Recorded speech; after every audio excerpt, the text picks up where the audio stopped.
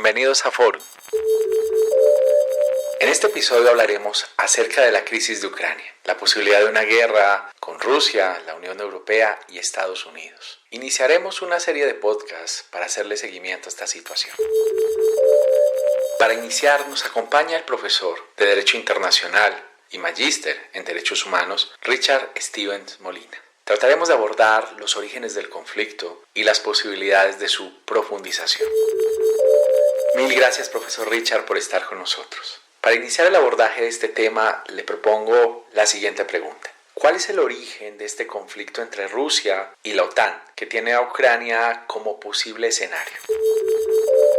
Durante el periodo de la posguerra, la Unión Soviética era considerada como una amenaza ideológica y militar expansiva para la estabilización de Europa Occidental. Hechos políticos de gran magnitud propiciaron la creación de la OTAN en 1949. Tenemos como ejemplo el golpe de Estado en Checoslovaquia en 1948, alentado por las presiones del Kremlin, el bloqueo de Berlín en ese mismo año y sobre todo las amenazas contra la soberanía de Noruega, Turquía y Grecia, este último país inmerso en una guerra civil. La doctrina Truman, una visión geopolítica de contención anticomunista, también coincide con los motivos de creación de la OTAN. La idea de este organismo internacional es constituir un sistema de defensa común que pudiera resistir la influencia de los soviéticos. Hoy, 73 años después, bajo formas de estados diferentes, las tensiones continúan. Esta vez Ucrania, una república exsoviética, se acerca más a Occidente, dejando atrás la influencia cultural y geopolítica rusa. ¿Existe un riesgo real o tal vez estamos en presencia de una permanente tensión? Una nueva guerra fría que permitiría la redefinición de bloques como la OTAN, los aliados o el bloque Rusia y China. ¿Cuál es su concepto al respecto? Algunos académicos definen la confrontación entre Rusia y Ucrania como una guerra híbrida, esto es, una combinación de estrategias que no necesariamente se encuentran en el orden militar. Por ejemplo, los ataques cibernéticos, los noticieros especializados en temas bélicos, tweets masivos sobre ejercicios militares de soldados y hasta la intervención directa en materia energética. Teniendo en cuenta lo anterior, el conflicto entre ambos países permite exóticas estrategias de alineación. Por un lado, Rusia toma como socio a China, no solo como un antiguo estado aliado contra el orden hegemónico de los Estados Unidos, sino también como un futuro comprador de su mayor producto, el gas. En pocas palabras, Rusia planea vender sus reservas de gas natural a China para poder cerrar el grifo a Europa por causa de la potencial adhesión de Ucrania a la OTAN. Por otra parte, Europa Occidental ve la intervención armada de Rusia contra Ucrania como una amenaza a los conceptos de paz y seguridad internacionales. Algunos países como Alemania envían tropas de apoyo a Ucrania. Otros buscan fungir como mediadores del conflicto sin entrar directamente en algún bando. Ejemplo de ello es el papel del presidente de Francia, Emmanuel Macron, con Vladimir Putin y Volodymyr Zelensky. Bajo la misma línea se encuentra el presidente turco Recep Tayyip Erdogan. Con todo, el presidente ruso no se ve muy esperanzado en tales negociaciones.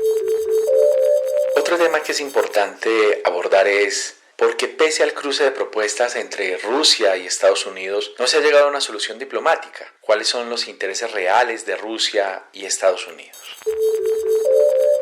En este tipo de conflictos geopolíticos, Estados Unidos y Rusia exponen sus visiones más duras en temas de relaciones internacionales. Ambos países tienen influencia en diferentes regiones de la Tierra y no piensan ceder fácilmente sus intereses nacionales bajo el adalid de la cooperación y la solución pacífica de conflictos. El realismo internacional de cada país impide que exista un consenso a corto plazo sobre el conflicto en Ucrania. Sin embargo, Estados Unidos tiene más desventajas que factores favorables frente a Rusia en la cuestión ucraniana. Primero, Ucrania se encuentra en una región de influencia directa de Rusia. Segundo, el fracaso en las intervenciones fallidas de Irak y Afganistán por parte de Estados Unidos hacen que su influencia pierda cada vez visibilidad en el orden mundial. Tercero, el régimen de Vladimir Putin no es respetuoso del derecho internacional, lo que hace infructífero que Estados Unidos exija el cumplimiento de cualquier normativa de este orden, especialmente en el uso de armas nucleares.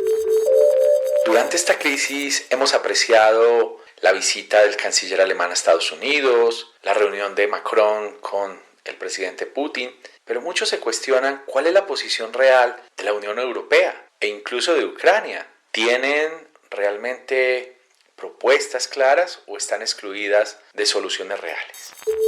La Unión Europea busca una posición más activa e influyente en el conflicto Ucrania y Rusia, y en últimas en la región. Para ello plantea tres modalidades. La primera es una presencia en materia diplomática, mediante la actuación de Josep Borrell, alto representante para la política exterior. De esta manera, Borrell se pondrá en contacto directamente con los actores del conflicto. Segundo, la vía de asistencia militar. De esta manera, la Unión Europea financiará proyectos militares por 31 millones de euros a Ucrania y de esta manera revestir tecnológicamente sus fuerzas armadas y evitar los ciberataques desde Rusia. Y tercero, la vía de apoyo diplomática a las antiguas repúblicas soviéticas. El bloque comunitario planea neutralizar la influencia rusa en países como Moldavia, quien también posee una región separatista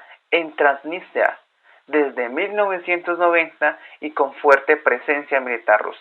En conclusión, la Unión Europea quiere evitar que las negociaciones solo se lleven a cabo entre Estados Unidos y Rusia, tal y como sucedió en la Guerra Fría, y toma esta situación crítica como factor de relevancia internacional. Mil gracias, profesor Richard, por compartir con nosotros sus opiniones y conceptos. Les estaremos brindando nuevos contenidos acerca de esta crisis. Gracias por escuchar Forum.